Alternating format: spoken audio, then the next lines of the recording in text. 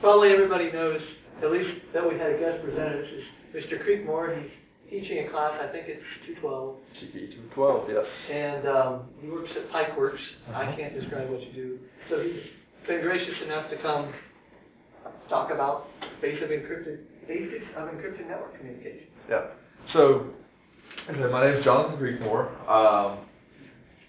I started out doing routers, working on routers. Spent 7, 8, 9 more years than I can want to remember, working for Adtran, doing router firmware and router hardware. About 3.5 years ago, I left, went to a small company called Pikewerks. They are basically a cybersecurity company. Got bought by Raytheon last year, so now we're Raytheon Pikewerks. Still do the same thing, all cybersecurity. Most of what I've been doing has been dealing with network communications. We do lots of different things, anti-tamper, and we do some offensive, some defensive, but my focus has been network communication because of my past.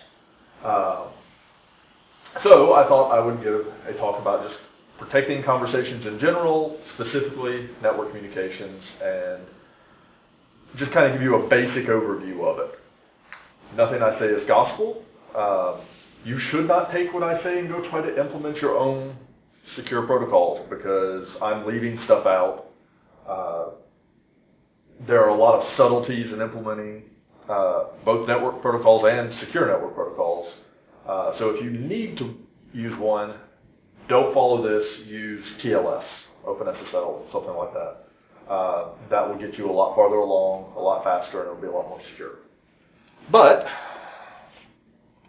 as a basic overview, so way back in the long ago, people wanted to have conversations with remote parties.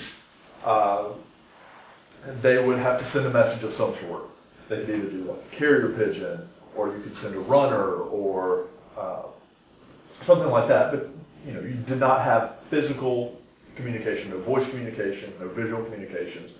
You had to trust some other medium to get your message across. There are two main problems with that. One, the message can be intercepted in transit. If it's a carrier pigeon, it can be shot down. If it was a messenger taking it, do you trust the messenger? Do you trust that the messenger is secure enough, has enough guards or whatever to get through without being captured? Do you trust the messenger enough that he won't sell your secrets to the enemy? So if the message is ever captured, anybody could have read them. So that's one danger. The other danger is you as the receiver of this message, how do you have any guarantees that the person that sent the message to you is who they say they are? You just received a message and it says it's from your friendly general. Do you have any guarantees of it? Anybody could have sent the message. If you receive a runner, well, if you've not ever seen that runner before, what guarantee do you have that it came from the other general? So you can't be sure who sent that message that you've just now received.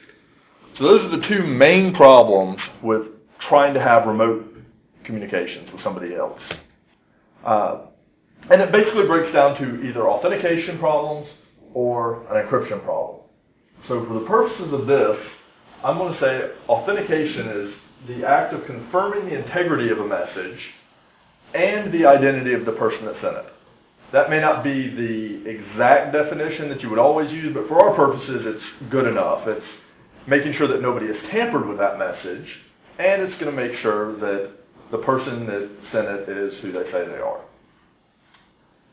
The other side of that is protecting the contents of the message from prying eyes with encryption. Some sort of cipher to encode the messages so that eavesdroppers can't read it, but the authorized parties on the other end could. Okay, so there were a lot of early attempts at protection. So one way to authenticate a message would be to use some sort of a wax seal on a physical letter to kind of guarantee that this message came from who they said it was. If you're a duke and you have a signet ring. Only you had that ring, so only you could have sealed that message up.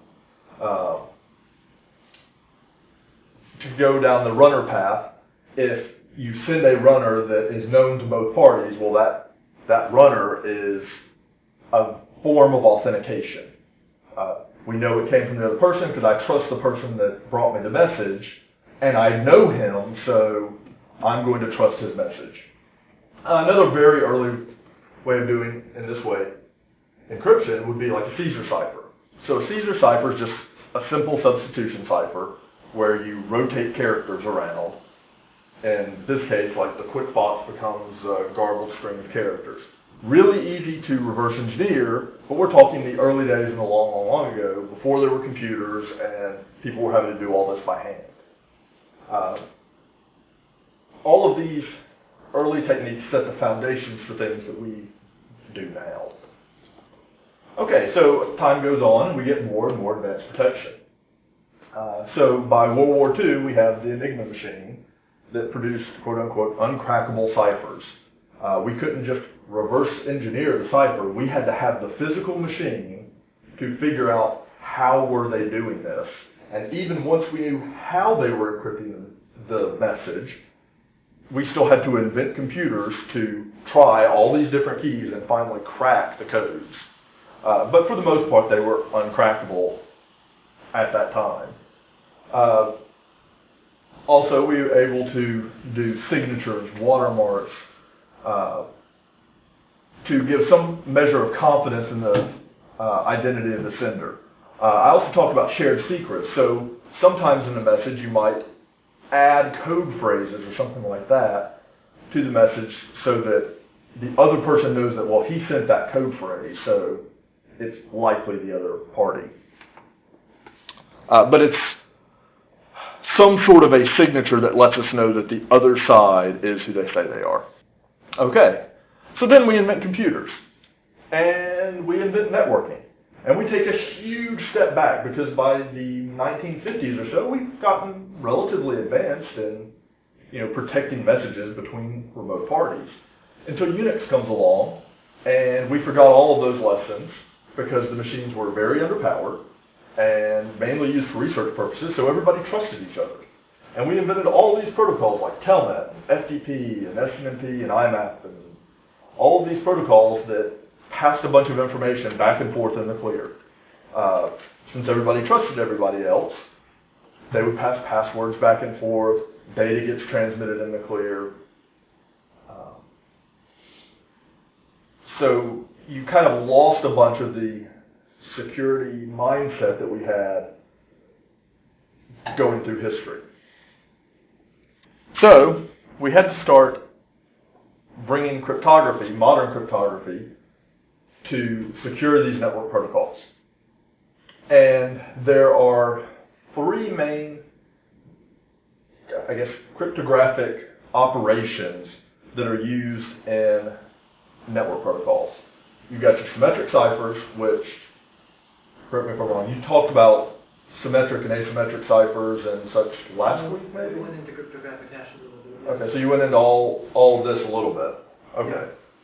So, symmetric ciphers, asymmetric ciphers, and cryptographic hashes. And I'll talk a little bit about how they're used in network protocols and then go more into depth of what the protocols are using them for.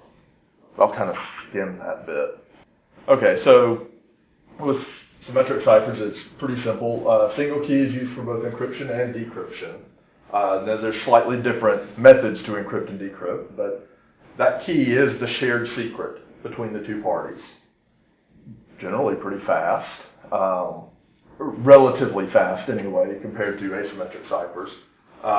The more popular algorithms are moved into hardware for speed purposes.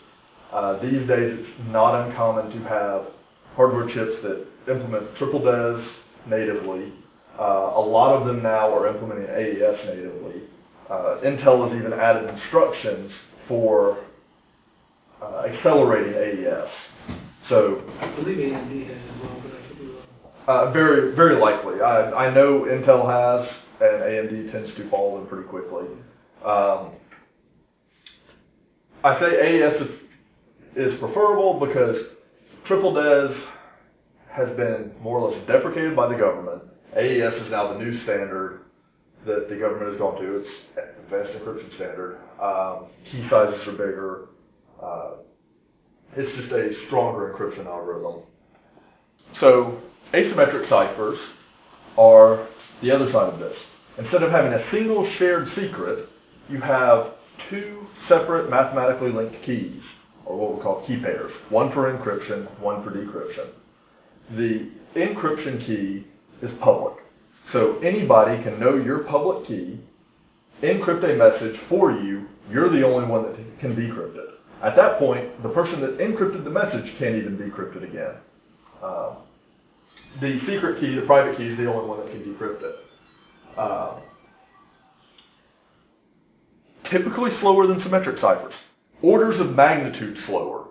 I'm trying to remember, for some tests I did with AES, I could encrypt a roughly page size, 4,096 bytes of data in microseconds, I think. With AES, we're talking on the order of many milliseconds for RSA.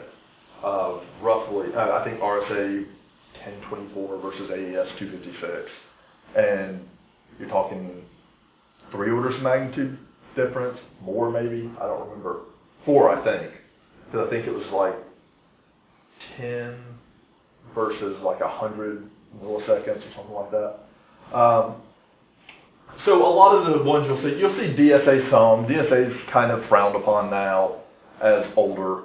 RSA is pretty common. ECC is becoming really common and more popular because that's really easy to do in hardware, or a lot easier to do in hardware, a lot faster to do in hardware. And it's computationally more expensive to Yeah. translate. Yeah. I should mention, because I didn't mention this one last week, that's Elliptic curve cryptography, yes. I actually don't know a whole lot about ECC other than what it is and kind of how it works. That's not one of the ones that we use, so I don't know. I know more about RSA than I know about ECC. But then we get into cryptographic hashes. So the third prong in that set of cryptographic operations. So any type of hash function takes a large amount of data and doesn't compress it, but turns it into a fixed size string. And a cryptographic hash is supposed to be very good at doing that. It's designed so that small, minute changes in data cause huge changes in the output. Usually we'll use it with a symmetric or an asymmetric cipher to produce what's called an HMAC, a hash-based message authentication code. So the HMAC can be used to protect message integrity and authenticity, which all that means is we're going to sign the hash in some manner so that we have hashed the data, we know the data is correct, and by signing it, we know that it's the same data that was sent. So the data wasn't tampered with in transit. Typically, you'll see things like MD5, SHA-1, SHA-256. MD5 is frowned upon because that's been broken. But you'll still see it a lot for file checksums, that type of thing. SHA-1, not as great. Generally still works okay. SHA-256 is, or the SHA-2 series, really. SHA-256, I think 512 is considered the SHA-2 series. Those are more generally acceptable, and that's kind of the route the government has taken. And if you hear me talking about this is what the government's done, this is what the government's done, work for a government contractor, so we have to kind of follow what they specify as the acceptable algorithms to use. Okay, so now we want to get into actually protecting network traffic. Well, the very simple way of doing it is you call somebody up on the phone and say, here's what my network encryption key is going to be, and I'm going to send you this message. And I'll encrypt it with this message, or with this key. You can decrypt it with the same key, and we're good. Well, the problem with that is, it prevents traffic from being deciphered. We send it across. But anybody who could read the message could have sent it, because all it takes is having the key to encrypt it. So anybody that knows the key can encrypt a message and pretend to be the sender. It can be time consuming to set up. You have to share these keys back and forth. So you either have to have some expensive setup time where you share lots of keys that can be used over and over again, or you're going to set up one key and just continuously reuse it. So this was pretty quickly gone away from, doing just a pre-shared key. You'll see this technique comes back for once you get into key generation, but that is on a per session basis. So, but pre-shared key still has its uses. A lot of times if you're trying to just exchange a file with somebody and they don't have GPG or anything like that set up, you might still pre-share a key and either use like a PDF, encrypted PDF, something like that. We'd use the same type of technique. But it's not really conducive to automatic network encryption by pre-sharing those keys. So one way you could do it is go into public key encryption. Well, what did I say? Public key is very, very slow, or generally very, very slow. You also wind up having the problem that packets are going to be limited to the size of your key pair. So if you're doing RSA encryption with like a 1024-bit RSA key, you only get like 111, I think it's 111 bytes, it may be 117 of actual message, because you have to pad it out to kind of verify the RSA was correct when you decrypt it. So you can either chop your packets up into multiple RSA operations, or you have just little bitty packets, and that's all you can put in there. But to go to arbitrary message links, you get multiple RSA operations that you have to do for every message. And like I said, that's slow. You don't want to do that. However, it gives you the ability of signing the messages pretty easily. If you've got public key pairs on both sides, you can encrypt with the other person's public key, sign it with your private key, and now they can verify the signature on the other side and decrypt the message. So it works. It's just not optimal. But these same techniques wind up being used in more advanced protocols. And this and the pre-shared key, nobody ever actually does this for network encryption, but it's useful for sharing files back and forth. So this goes back to the asymmetric model. The more or less GBG model of encryption is to have an arbitrary sized file, and instead of using RSA to encrypt the file, what we'll do is we'll generate a random key, AES encrypt the file, or the plain text, then we will RSA encrypt that random key, append it to the front of the file. Then we create a message hash of all of that file text, and then sign that. And that whole chunk can be sent back and forth. So that works fairly well for network encryption as well. I mean, it's more or less what GPG uses, but you could use it for network encryption with no problems, because it gives you the ability to send a whole message of arbitrary length, and most of the message is encrypted using very fast symmetric ciphers. It's just the encrypting the symmetric key that's slow and signing it that's slow, and then of course verifying on the other end. But it gives you a lot of flexibility. So you can take this model and move forward into, like I said, the more advanced models later on. So then we get into DiffieHellman Key Exchange. Now we finally get to a point where we're going to take some math to generate a key without ever having to transmit it between the two parties. DiffieHellman is kind of the basis for what most modern network encryption protocols use. So basically this allows two parties to, without any prior knowledge of each other, to establish a shared secret key over an insecure channel without exchanging that key back and forth.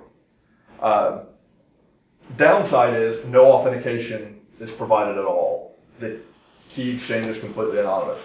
That can be an upside as well, if you want it to be completely anonymous. But what you lose here is authentication of the channel. This just gives you encryption. So to crack that, you wind up having to solve the discrete logarithm problem. So all that really means is that the numbers used are so large that it takes entirely too long to try to factor out the parameters that will allow you to derive the key.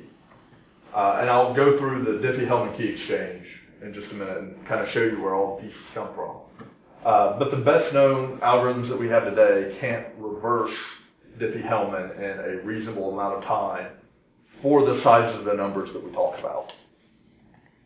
Okay, so DiffieHellman Key Exchange. So we're going to set up Alice and Bob because everybody likes to use Alice and Bob. They want to talk to each other. So Alice wants to send a message to Bob first. Alice generates a secret number, A. A is a very, very, very large random number on the order of hundreds of digits long. Alice also generates P, which is a very, very, very large prime number on the same order of magnitude, and G, which is the basis of these exponents. Generally pretty small. Typically you see like 3 or 5 is used. And it sends, Alice sends P and G to the other side. Those can be set up ahead of time, but it's usually pretty easy just to go ahead and send it. Generating P, one thing about P is P has to be prime. So that is the most compute intensive part of this, because anybody can generate a very large number. Verifying that it's prime is a lot more difficult. So Bob, on the other side, receives P and G, creates his own secret number. Once again, a large number of hundreds of digits long. So now, Alice has to create what's called the public data that gets sent to the other side, capital A. All capital A is G to the power of A, modulus that big prime number, and that becomes A. So a modulus on a prime number is what's known as a group. You can get into some modern algebra and learn all about groups and fields and rings, and it's really cool stuff. But all you really have to know is that this operation is kind of closed, so that operations mod some number tend to work like operations without the modulus. That's all you really need to know about it for this purpose. So it creates A. Now A is G to power of little a. Little a is secret. This is where the discrete logarithm problem comes into play. So from big A, it's very, very, very, very difficult to reverse and get little a. Even though you know what this G number is. You have to solve that logarithm, and it's compute intensive. So we can send A in the clear across the channel.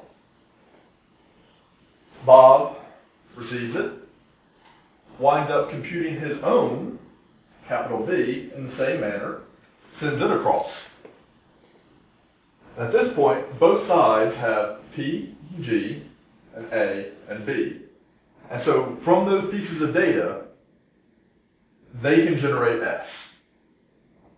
Now S is generated with the other side's public number raised to the power of your side's private number.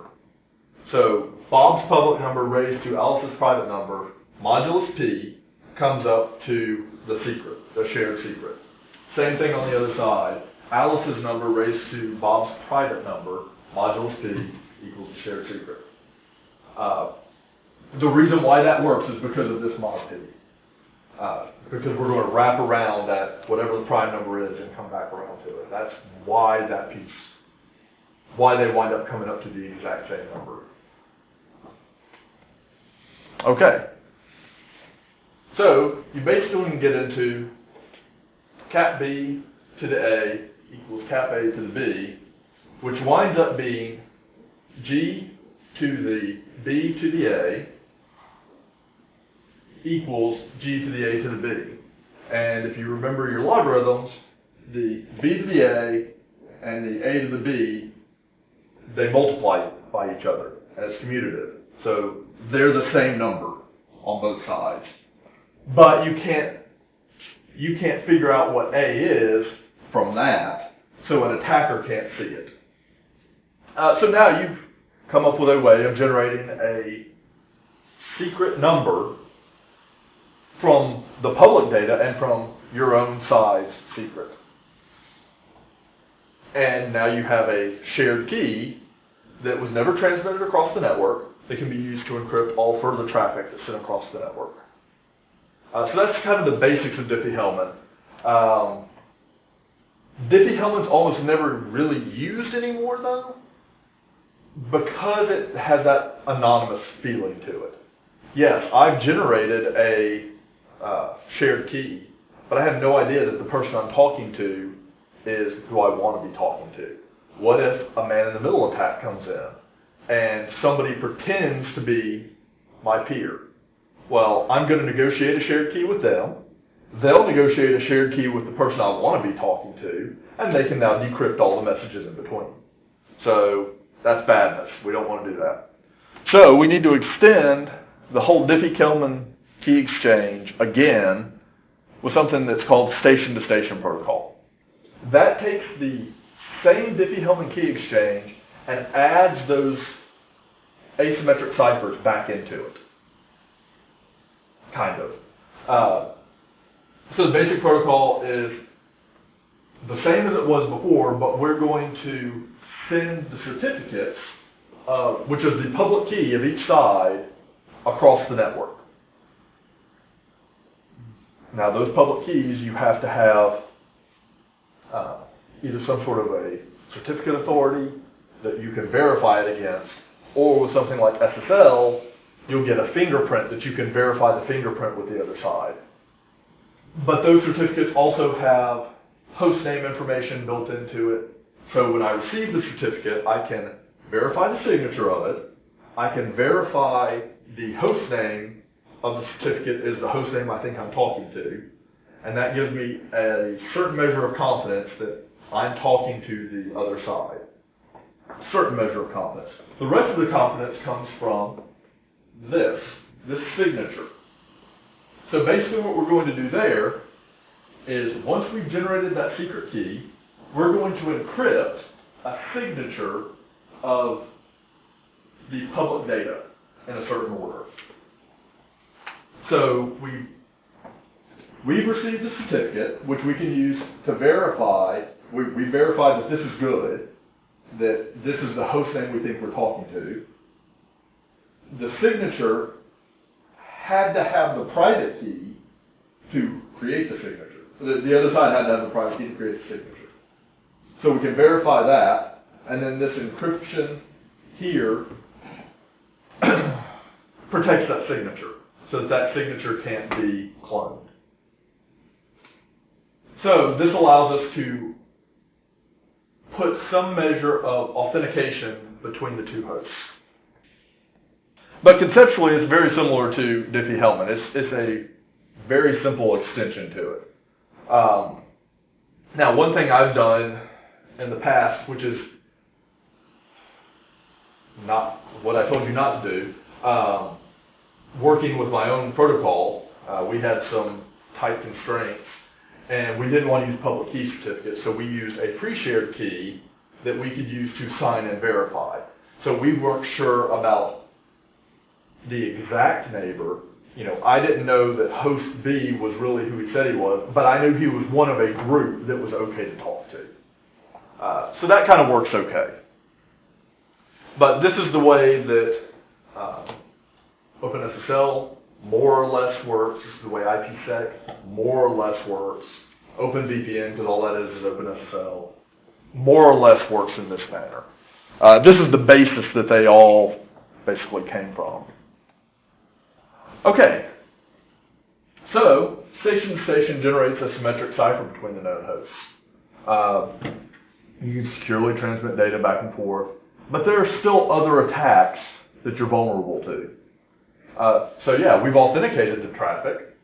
We can encrypt the traffic, but now we have specifically three that I'm going to talk about. Replay attacks, data modification attacks, and very limited side channel attacks. I'm not going to get a whole lot into side channel attacks, but I'm only going to talk about one that's specific to a protocol, not the broad class of side channels. Okay, so what is a replay attack? Well, an attacker can capture all of this encrypted network traffic with no problems. Attacker doesn't know the contents of the message, can't know the contents of the message because it's encrypted. But the attacker, if they're smart enough, can see messages come across, look at what happens on the other side, and infer certain things about those messages. And if they really want to, they can replay those messages in the future to replicate those effects that they've observed. So what if a message is being sent to a missile silo and it causes a missile to fire? Well, what if you were able to just replay that message over and over again and just cause the silo to waste all of its missiles? Now you've lost all your defense for the next set of incoming missiles that are coming in. So we can use what's called a nonce on all of our encrypted messages to protect the traffic. Sequence numbers work really well for nonces, but all a nonce is a number used once. And in the case of the network communications, each session keeps its own set of nonces. So you generally will create keys for that session. You'll bring the session up because I've started communicating with that host. And then you'll use these nonces only once per session, or a sequence number that is monotonically incrementing across that entire session. Sequence numbers work really well because it makes it super easy to track the received messages and know when you've seen one before. So a lot of times what you'll wind up seeing, and what the IP spec especially suggests you use, is what's called a sliding window. And you keep a bitmap of messages and the last known sequence number. And say you start out at 0, so I haven't seen anything. I get to sequence number 1, well, I set the bitmap, set the last known sequence number to 1. If I don't get 2, that's fine, but I get 3 in, well, I'm going to shift 2 because I'm 2 numbers above where I was. So now my bitmap is all zeros, a 1, a 0, and a 1. My last known sequence number is 3. Then I get 2 in. Well, now I can go back and fill in that second bit, and I don't need to update the bitmap any further. I don't change the last seen sequence number. Now if I see 3 again, oh, that bit's already set. I know I've seen it. I throw it away. The sliding window only allows so many bits, typically like 64 bits. So you make the assumption that if you receive a packet that's outside the back end of that sliding window, you just assume you've seen it and automatically throw it away. It's not perfect, but it allows you to handle reordering of packets in transit and works fairly well in practice. Okay, so data modification is another attack. A lot harder to do, but what you can do is corrupt messages in transit. You don't know what you're doing. You're just going to change this encrypted message, which you know is going to cause a wildly different output on the other end. Well, a lot of software is poorly written. and just assumes that the packets it receives are what would have been sent on the other side. If you're doing some sort of a serialization, passing data structures back and forth, a simple 1-bit corruption in the encrypted message could wildly change what you're receiving and crash the software. So you pretty much want to prevent any type of message modification. Well, I can't prevent somebody from tampering with the message in transit, but what I can do is do an HMAC across the entire encrypted message. Well, that lets me see that the message came from the other side, that individual messages came from the other side because they signed the message, but I have a hash of the message contents. If that hash doesn't match, then I can just throw the message away. I never even have to decrypt it because I know that the message has been tampered with.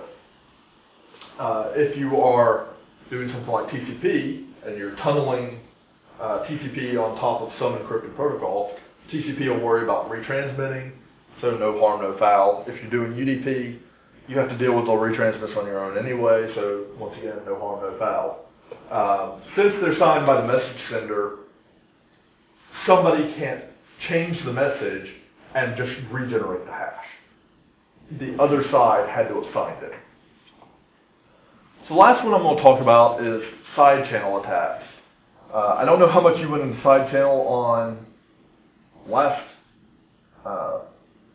meeting. Didn't even touch it. Didn't even touch it. Okay. So sidechannel attacks, there's a lot of different sidechannel attacks. The one I want to really talk about is specific to network protocols, but sidechannel attacks are all about gaining information from the implementation of the system, not from the algorithm itself, and not from brute forcing the algorithm. So a lot of things you'll see for sidechannel attacks are things like DPA, what's discrete power analysis, differential power analysis. So by looking at the difference in power output when you're decrypting, you can regenerate the key from that. You have to be very careful with it, but you can do it. But that has nothing to do with network protocol itself. That's just an attack on the cipher. One thing that is a sidechannel attack for a network protocol is the message length. Granted, when you do a symmetric cipher, you have to, if you're doing a block cipher, you wind up having to pad out to the block size. A lot of cases, it's like 16-byte blocks. Some network protocols, like IPsec, which is the one I know the best, allows you to add additional padding bytes. So IPsec allows you to add up to 256 padding bytes to every message. So you can make these messages as big or small as you want, effectively. It adds overhead to your network, but somebody who's capturing traffic can't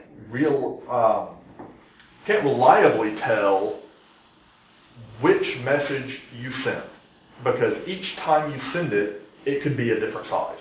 So it's a lot harder to determine what the real length of the plaintext is, and a lot harder to determine which plaintext message you sent in the first place, which class of message you sent. Okay. So encrypted protocols really are insufficient. Encrypted protocols really only protect the data in transit.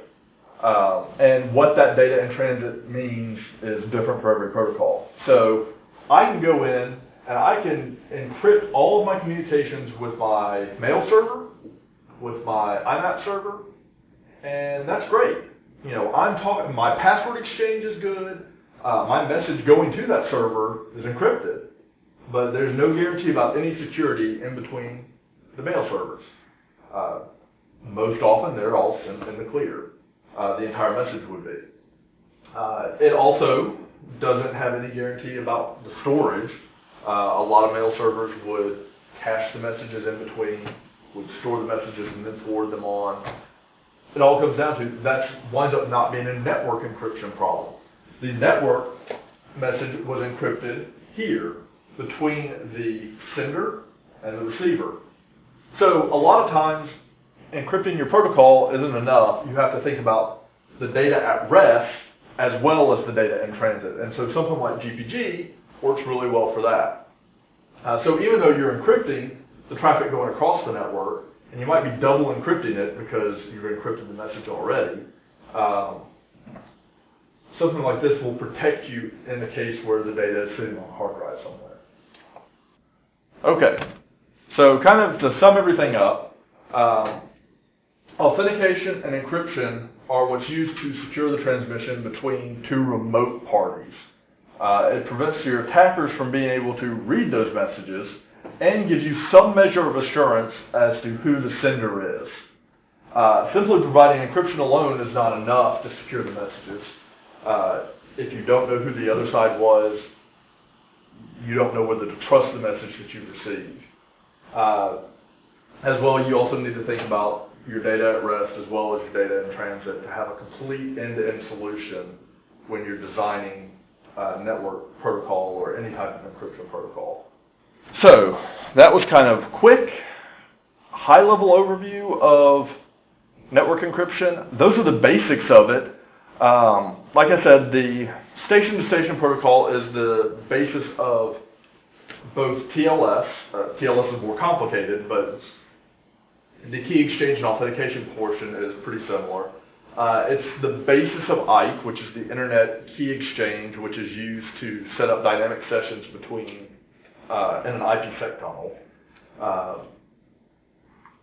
And that's really about it. Most of the techniques like the replay attack and the sidechannel attack are implemented, or defense are implemented by IPsec. I've not looked in depth at TLS. I'm pretty sure TLS does something similar. I actually just read a problem today where they had broken an old but commonly used version of TLS. I read about that.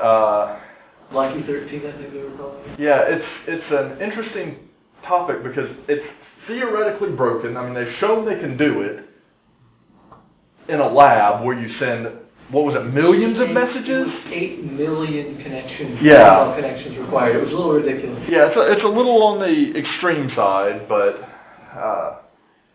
yeah. So I mean, even TLS, which has been doing this for years and years and years, there can still be issues with it. So that's why I say, just an overview. Don't go off and implement your own encryption. Just don't do it. Are there any questions? I can answer any questions that you might have about. Yeah. It would be good if you mentioned GPG a little bit more about that, because probably a lot of people in here are familiar with GPG and OpenPGP. Okay. I just assumed you went over that last week. We were pressed on time. Okay. So I think I mentioned it briefly, but I was trying to keep it really high level because I didn't have a lot of time. Yeah, I didn't know how high or low level to go. Okay, so GPG is all based on asymmetric ciphers. Pretty sure they use RSA. I'm almost certain they use RSA. I could have sworn I remember. I think you can delk them all, but I can't remember. Do it? I think you can choose different ones. That could be. Because I remember seeing you can do a DSA as well, and but I'm pretty sure my GPG key is an RSA key. Almost certain it's an RSA 2048. I think mine is too. So yeah, you're probably. Yeah. Not saying that they can't use OMAL. I've looked a little bit at the GPG spec, but so GPG. The really cool thing about GPG is, like I said, it generates a random symmetric key and encrypts your message with that random symmetric key. But you can send the same message to multiple parties. So what it does is it creates a block, kind of like a decryption header block, where for every party you want to send it to, it will encrypt that key, that symmetric key, with their public keys. And so you have just a list of these encrypted symmetric keys. Once you've received that file, GPG will effectively go through each of those blocks, try to decrypt it, and if it can decrypt it, yay, now it has the symmetric key and can decrypt the file. If it can't, it'll walk all the way through the list until it runs out and says, I can't decrypt the file. The really cool thing about RSA is you have a measure of validation inside RSA with its padding scheme to know that you decrypted the file correctly. or that you decrypted the cipher block correctly. Generally, what you do with GPG is also sign the message as well. GPG has what's called the web of trust, which I kind of know about at the high level. But what the web of trust is there is no certifying authority with GPG. So there is no verifying saying that, well, this key is good, this certificate is good. It depends on you knowing somebody and them signing your key to say, well, I trust that this key is for this person. And say I signed Eugene's key. Well, then people that trusted me could evaluate how trustworthy I am to saying that Eugene is who he says he is. And so then they could implicitly trust Eugene is who he says he is based off of my signature. So the web of trust gets into how much you trust other people and how much you trust other people to verify further people. I don't want to say it's complicated because conceptually it's kind of easy, but you wind up having a good bit of setup to deal with it. A lot of times you'll see what's called key signing parties where people will meet in real life and exchange their keys and sign them so that they can extend that web of trust. GPG also has a way of sharing keys with public key servers that once you've gotten a bunch of these signatures on your key, you can upload it to the public key server. And if you want to send to somebody, you can download their key from the public key server and send directly to them. I don't really know where else to go on GPG. That all covers it. Yeah, it's kind of a high level. It's based off the OpenPGP spec. It originally, Yeah. the idea originated with PGP, which was pretty good privacy. Right. By Zimmerman. Zimmerman in like 91? Yeah. Old. I think so. Because he was having legal issues for a short time because the RSA was trying to sue him, but then their patent expired very shortly thereafter. Yeah, because that's from the 70s. So 20 years. yeah. So GPG is based on that, and I think GPG is probably more widely used now than PGP is. It is. And that GPG is GNU Privacy Guard or something. I don't remember what that is. Technically, I think it's pretty much anything that's based off the spec, the OpenPGP Right. spec. Right, but I mean, that's what it stands for. Most people are using GPG now. Yeah. Yeah, the annoying thing about GPG is, well, I have an iPhone. You can't use it on the iPhone. Not really. Have you looked at IPG now? I have not. Basically, I don't want to copy mail messages back and forth and all that. That one has some degree of integration. Where I used to work, the director there had wanted to set up, because he had set up Thunderbird and Enigmail, and he was looking around and he found that. I've got it right up on my site that I could email you. Okay. It's like a 4-buck app, so it's not for everybody. It's not horrible. Yeah, the one thing that almost made me want to go to Android was K9 Mail because that's supposed to be really good for it. It works quite well. Yeah. We use GPG for all of our internal communications at Pikewerks. Partially because we're too cheap to pay for certificates for everybody, which would be a lot better, but because all of our customers have the ability to use certificates, none of our customers use GPG. But we use it all internally because our founders are paranoid and don't want the data, even internal data, unencrypted.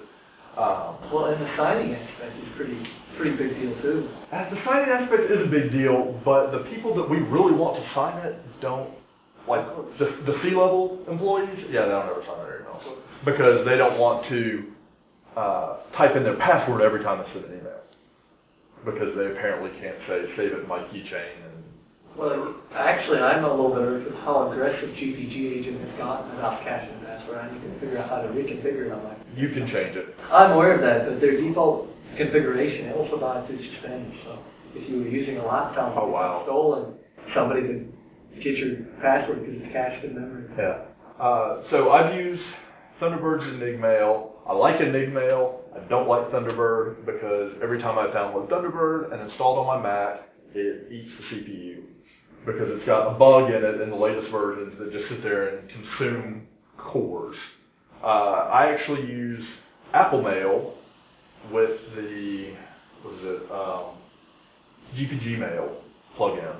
I've done a little bit of work on the GPG Mail plugin because one of my customers that we actually had using GPG sent a set of bad messages. They encrypted it wrong, and it caused GPG Mail to kill Apple Mail. Like it would try to read the message, and it would exception. So I got in there and kind of messed around with it a little bit until I hacked around the problem, and it's basically they weren't handling the exception correctly. So I know a little bit about their code base, but it's not bad. I've looked a little bit at the GPG spec, and it's interesting. Yeah. Something else I was going to say on that, but I don't remember what it is. So it's long in the ether. Any other questions? Or any questions? I was just wanted to verify the modulus. That is the remainder of division, or the summation? Okay. Remainder of division. Yeah. So like I said, so if you really get interested in encryption, I highly recommend Modern Algebra class, going into rings and fields and all of that, because RSA is based on that. DiffieHellman is all based on that, and it's all prime number. It's either prime number factorization or that discrete logarithm problem. Cover a lot of it. You can get into the whole elliptic curve thing, and that's taking different points on an ellipse and using that to encrypt. I'm not entirely certain how that works. Like I said, I just know the basics, but the general math concepts behind that are pretty easy. I had a book. It's a Dover mathematics book. It's like Introduction to Modern Mathematics or something like that. And it's got a good quarter of the book. I mean, it's a thin book. A good quarter of the book is based on rings and fields and groups.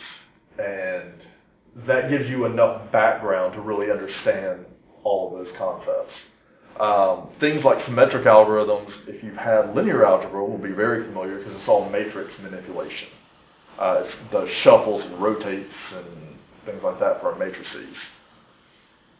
So linear algebra is pretty cool for that, but I like the modern algebra approach. So that's kind of what I study in my spare time. They covered a bit of that in the Stanford crypto conference. Did they?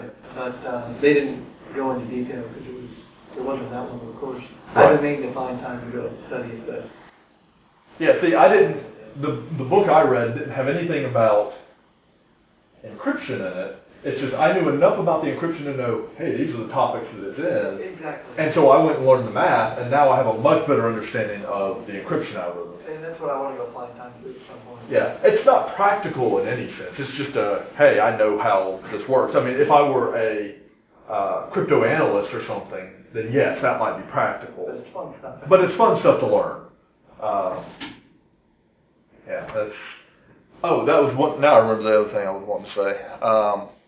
One of the really cool things, especially with the network encryption and encryption in general, is doing formal models with it, which we don't do at work, but I always thought would be really cool to learn. And there are a couple of things out there. There's something called the pi calculus that's for communicating systems, and it basically kind of abstracts messages back and forth. And there's an extension to it called the SPI calculus that is secure pi calculus, and it adds in all the crypto operations. And so you can prove certain parameters about, or you can do proofs on your network messages and basically try to verify that nobody can crack it from a theoretical standpoint anyway. Like I said, somebody could still do an implementation attack or something like that on it. But yeah, that's all I really had, unless anybody else has any questions. I pretty much learned all of this stuff on the job, all the encryption stuff, So in the last 3.5 years or so, I knew the networking stuff from way back, but all the encryption stuff was fairly new. And there's other things you can get into that I didn't cover, but if you're interested, Kerberos is a interesting protocol for authentication between services. So I have one trusted server and can go to that one trusted server to authenticate myself with all the other systems in the network.